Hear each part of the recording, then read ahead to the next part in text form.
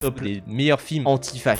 Oui, bon, il y a quand même ce côté où je ne sais pas qui ça va convaincre nécessairement de le mettre dans un top comme ça, parce que je pense que beaucoup de gens ont déjà été confrontés à ce débat-là. Est-ce que Star Wars est politique? Et tout le monde a déjà sa vision. C'est-à-dire qu'il y a les gens qui ont tort, qui pensent que Star Wars n'est pas politique, que Star Wars ne parle pas de guerre, que Star Wars n'est pas anti-fac. Et il y a les gens qui ont raison et qui pensent que oui, évidemment que c'est le cas. En fait, c'est indéboulonnable, quoi. Vraiment. Enfin, un bon film, déjà.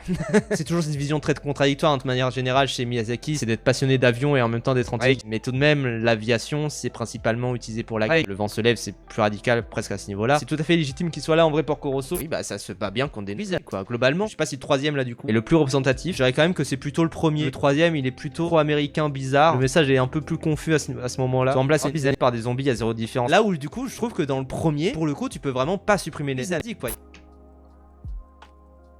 Ouais, bah qu'est-ce qu'il fout là? Je veux bien être très ouvert hein, sur la vision de c'est quoi un film anti-fasciste. Si District 9 c'est un film anti-fasciste, la barre est quand même très très basse quoi. Je veux dire ok, ça parle d'un système répressif. Ça veut dire que Zootopie est un film anti-fasciste. Là il y a une sélection d'une quarantaine de films. Vous êtes censé quand même prendre les films les plus hardcore dans leur message je pense hein.